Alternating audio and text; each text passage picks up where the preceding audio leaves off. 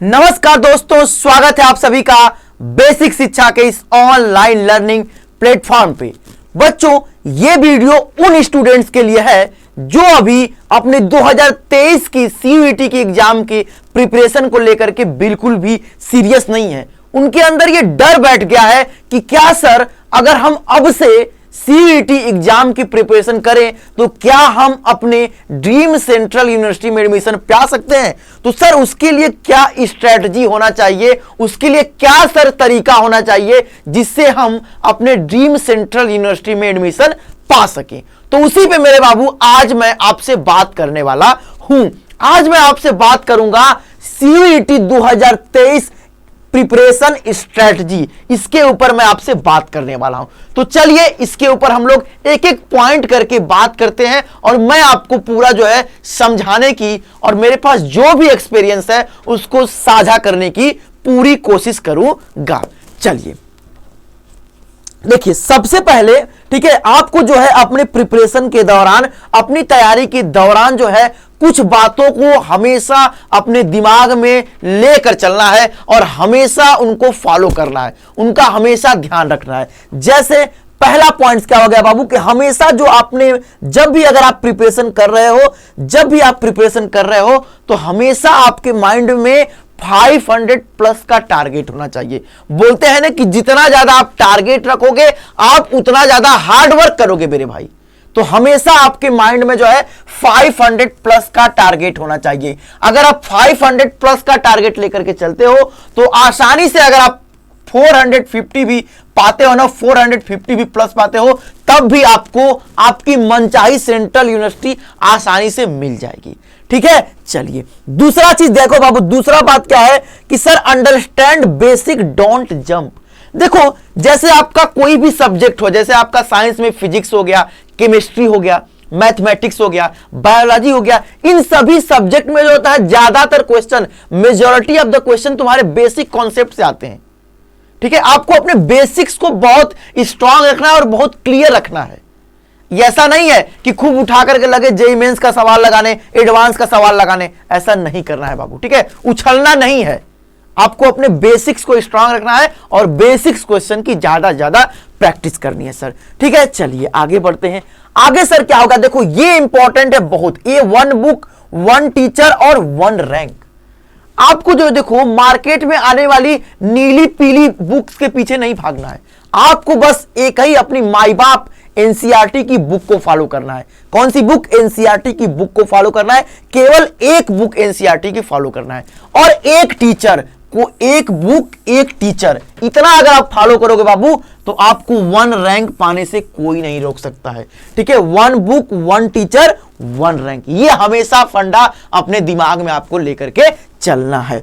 चलिए आगे sir, avoid mistaking. ठीक है, मतलब गलतियां करने से, प्रिपरेशन के दौरान जो बाहरी डिस्ट्रैक्शंस है कि बैठ करके मोबाइल पर रील्स देखे, इन सब डिस्ट्रैक्शन से आपको बचना है। मिस्टेकिंग से, गलतियों से आपको क्या करना है बाबू, आपको बचना है। ज्यादातर इन सब चीजों से आपको रोक करके अपने आप को रखना है। ठीक है, तो डिस्ट्रैक्शन से अपने को बचा करके रखना है। ठीक है, दूसरा चीज क्या है सर, एवॉइड प्रायोरिटाइजिंग 1 सब्जेक्ट। ठीक है, जैसे होता क्या है कि जैसे कुछ बच्चे ऐसा होता है ना कि जिसमें उनका इंटरेस्ट होता है, जैसे मान के चलो मुझे अगर फिजिक्स में इंटरेस्ट है तो आपने क्या पढ़ा कि 4 घंटे दिन के आप फिजिक्स में ही निकाल दे रहे हो। बचा जो आपके पास 2 घंटे का समय है उसमें 1 घंटे केमिस्ट्री पढ़ रहे हो, 1 घंटे मैथ पढ़ रहे हो। तो ऐसे सिलेक्शन होगा? नहीं होगा मेरे बाबू। क्यों? क्योंकि सर जब आप एग्जाम देने जाओगे तब तो आपके पास तीनों सब्जेक्ट इक्वल आएंगे, तीनों में से तो आपको इक्वल क्वेश्चन ही करने होंगे। और आपने पता चला कि फिजिक्स को 4-4 घंटे पढ़ा है, तो क्या फिजिक्स को पढ़ करके आप सिलेक्ट हो जाओगे? नहीं हो पाओगे मेरे बाबू। इसलिए मैं बार बार बोलता हूं कि आपको तीनों सब्जेक्ट को, चाहे अगर फिजिक्स केमिस्ट्री मैथमेटिक्स पढ़ रहे हो, चाहे आप physics chemistry mathematics general test language पढ़ रहे हो, ठीक है, आपको हर एक सब्जेक्ट को इक्वल टाइम देना है। क्या देना है सर? इक्वल टाइम देना है। जिस सब्जेक्ट के लिए या फिर जिस कोर्स के लिए आप तैयारी कर रहे हो उसके डोमेन के हिसाब से सभी सब्जेक्ट को आपको इक्वल टाइम देना है। इसके ऊपर खास करके आप ध्यान रखिएगा। ठीक है, खास करके इसके ऊपर ध्यान रखिएगा। ठीक है, कि सभी सब्जेक्ट को आपको इक्वल टाइम देना है। कोई भी एक सब्जेक्ट को प्रायोरिटी नहीं देना है कि मुझे इसी को खूब पढ़ना है, इसी में मुझे साइंटिस्ट बनना है, ऐसा नहीं है बाबू। क्यों? क्योंकि एंट्रेंस एग्जाम में सब सब्जेक्ट से इक्वल नंबर ऑफ क्वेश्चन आते हैं। चलिए आगे बात करते हैं सर, आगे है अवॉइड इनकंसिस्टेंसी। देखो इसका क्या मतलब होता है, जैसे कुछ स्टूडेंट्स क्या होता है कि कहीं उनको मोटिवेशन मिल गया, कहीं से मोटिवेट हो गए। अब जिस दिन वो मोटिवेट हुए तब तो एक हफ्ता खूब 10-10 घंटा चपक करके पढ़े, लेकिन उसके एक हफ्ते के बाद पता चला 1 घंटा नहीं पढ़ रहे। तो ये इसका क्या फायदा हुआ? इसका कुछ नहीं फायदा हुआ। तो आप जितना भी पढ़िए, दिन में 6 घंटा, 7 घंटा, 8 घंटा ही पढ़िए, लेकिन उसको हमेशा कंसिस्टेंट होकर के पढ़ना है कि अगर मैं 7 घंटे पर डे पढ़ता हूं, मेरी एफिशिएंसी 7 घंटे पर डे पढ़ने की है, तो मैं पर डे चाहे कुछ भी हो जाए 7 घंटे पढ़ूंगा। कंसिस्टेंसी का होना बहुत जरूरी है। कंसिस्टेंसी इज द के ऑफ सक्सीज बोलते हैं बाबू। तो कंसिस्टेंसी का होना बहुत ही ज्यादा आपके लिए जरूरी है। तो बाबू इसके ऊपर जरूर ध्यान रखिएगा, कंसिस्टेंसी, इनकंसिस्टेंसी से आपको बचना है और कंसिस्टेंसी की तरफ आपको आगे बढ़ना है। चलिए आगे सर, फॉलो डेली रूटीन। जैसे जब भी अगर आप एग्जाम की अपने प्रिपरेशन कर रहे होगे तो आप पर डे का डे वाइज आपको शेड्यूल बनाना है कि मुझे सुबह इतने बजे जागना है, ठीक है, उसके बाद मुझे सुबह में ये चीज पढ़ना है इतने घंटे, मुझे उसके बाद ये केमिस्ट्री इतने घंटे पढ़नी है, फिजिक्स इतने घंटे पढ़नी है, मुझे मैथमेटिक्स इतने घंटे पढ़नी है, ठीक है। तो इस तरह से आपका पूरा डे जो है, पूरा डे का रूटीन इस तरह से बटा होना चाहिए, ठीक है, कि इतने घंटे ये, इतने घंटे ये, इतने घंटे ये, ऐसे करके आपका बांट देना है। पूरा टाइम टेबल अच्छे तरीके से आपको बना देना है और उस टाइम टेबल को आपको स्ट्रिक्टली फॉलो करना है। ऐसा नहीं कि टाइम टेबल बना दिए, उसमें टाइम टेबल में सर कुछ है, पता चला कि मेरा टाइम टेबल में 12 से 2 बजे तक मैं केमिस्ट्री पढ़ूंगा, पता चला कि 12 से 2 बजे में आप चैट कर रहे हो, पता चला कि 12 से 2 बजे में आप क्या कर रहे हो, इंस्टाग्राम पे रील्स देख रहे हो। तो ऐसे नहीं चलेगा बाबू, ठीक है। आपने जो भी अपना टाइम टेबल बनाया है उसको आपको स्ट्रिक्टली फॉलो करना है। क्या करना है सर? स्ट्रिक्टली फॉलो करना है, ठीक है। आगे चलते हैं। आगे सर क्या होगा? 10+ आवर स्टडी मैनेडेटरी, ठीक है। जैसे आपको पता है कि अब जो है आपके सीयूईटी के एंट्रेंस एग्जाम में केवल 2 महीने का समय बचा है, केवल 2 महीने का। अगर फरवरी को उड़ा दो तुम, उड़ गई है फरवरी, तो केवल आपके पास 2 महीने का समय बचा है। अब इन 2 समय में आपको एकदम जी जान लगा के मेहनत करना है बाबू, अब बिल्कुल रुकना ही नहीं है। तो कम से कम तो आपको 10 घंटे पर डे आपको पढ़ना बहुत जरूरी है। अगर 10 घंटे आप पर डे कंसिस्टेंसी के साथ पढ़ दिए तो बाबू जब भी आप मुझसे मिलोगे ना तो आप बोलोगे कि सर मैं आज इस सेंट्रल यूनिवर्सिटी में एडमिशन पाके पढ़ रहा हूं, ठीक है। अगर आप इतना चीज यहां से स्टार्ट कर देते हो तब, ठीक है। तो ये चीज बाबू आपके लिए बहुत ही ज्यादा जरूरी है कि 10+ आवर आपके लिए बहुत ही ज्यादा जरूरी है, स्टडी मैंडेटरी है। चलिए आगे बात करते हैं सर, आगे, ठीक है। तो इन सब बातों को जो है अपने दिमाग में आप हमेशा बसाए रखिएगा।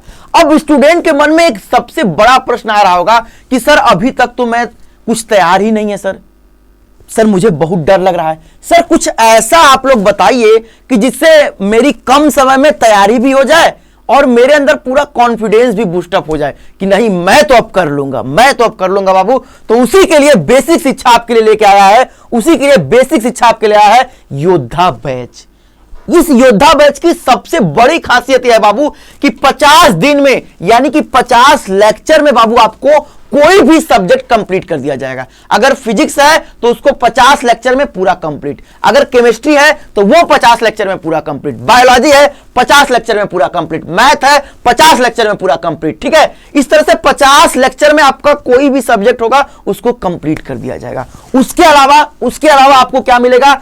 Chapter wise by language theory class मिलेगी जो कि लाइव चलेगी, लाइव क्लास चलेगी, रिकॉर्डेड नहीं रहेगी बाबू, ठीक है। लाइव क्लास चलेगी। और हां, अगर मान लीजिए आपने लाइव नहीं ज्वाइन कर पाया तो उसके बाद आपको रिकॉर्डेड फॉर्म में मिल जाएगी वो क्लास, ठीक है। अगर किसी कारणवश आपने लाइव नहीं ज्वाइन कर पाया तो आपको बाद में वो क्लास, ठीक है, रिकॉर्डेड फॉर्म में मिल जाएगी। उसके बाद चैप्टर वाइज टेस्ट और डीपीपी आपको प्रोवाइड किए जाएंगे। जो भी चैप्टर पढ़ाया जाएगा उसका डीपीपी मिलेगा और उसका टेस्ट कराया जाएगा जो कि एनटीए बेस्ड टेस्ट होगा, ठीक है। उसके बाद इंटरेक्टिव लाइव क्लास, ये तो जान ही गए, class recording available till the exam, ठीक है। जब तक एग्जाम नहीं होगा तब तक वो रिकॉर्डेड क्लास रहेगा, ठीक है। स्ट्रक्चर शेड्यूल आपको पूरा मिल जाएगा। जैसे ही आप कोर्स खोलोगे तो आपके सामने पूरा जो है इसका स्ट्रक्चर मिल जाएगा कि इस तारीख को ये टॉपिक चलेगा, इस डेट को ये टॉपिक चलेगा, ठीक है। उसके बाद ये कोर्स जो है पूरे तुम्हारे एंट्रेंस एग्जाम तक क्या रहेगा सर? पूरे एंट्रेंस एग्जाम तक तुम्हारे लिए वैलिड रहेगा। और किसके लिए सर ये कोर्स है? बीए के लिए, बीएससी के लिए, बीकॉम के लिए, BLLB, BPharma, BBA, BTech, BVoc और बीसीए, इन सब के लिए क्या है? कोर्स है बाबू, ठीक है। 50 दिन में एक सब्जेक्ट कंप्लीट, मतलब 50 दिन में आपका जो भी डोमेन की तैयारी करना चाहते हो सब कंप्लीट कर दिया जाएगा। 50 दिन में आपका पूरा डर कंप्लीट कर दिया जाएगा। और बाबू इसकी फीस बहुत ही मामूली फीस रखी गई है, जिसको कोई भी बंदा आसानी से पे कर सकता है।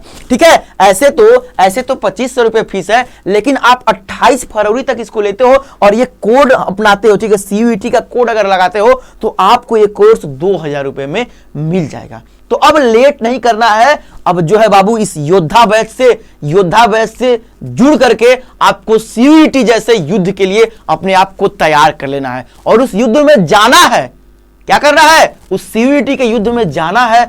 और जो हमारे योद्धा रहेंगे, इस तरह से हम लोग आपको तैयार करेंगे कि युद्ध में आप लोग जाओगे और वहां से जीत करके आओगे। वहां से क्या करके आओगे? जीत करके आओगे बाबू। तो इन्हीं सब बातों के साथ ठीक है, इन्हीं सब बातों के साथ ये सेशन हम लोग यहीं पे बाइंड अप करते हैं। सभी को बहुत बहुत धन्यवाद। अगर आपको वीडियो अच्छा लगा हो तो आप इसको लाइक करें, कमेंट करके और चीज बताइए कि आपको किस पे और वीडियो चाहिए। ठीक है, और हां, अगर आपको लगता होगा कि और दूर दूर तक हमको सर फैलाना है अपने दोस्तों में, मित्रों में, तो चैनल को जरूर शेयर कर दीजिए। और जो है वीडियो को पाने के लिए, ठीक है, CUET से जुड़ी इंफॉर्मेशन के लिए, ठीक है, CUET के प्रिपरेशन के लिए चैनल को सब्सक्राइब करना मत भूलिए। ठीक है, तो फिर से धन्यवाद। मिलते हैं फिर किसी नेक्स्ट क्लास में। तब तक के लिए खुश रहिए, मस्त रहिए और अच्छे तरीके से पढ़ाई करिए और अपना ध्यान रखिए।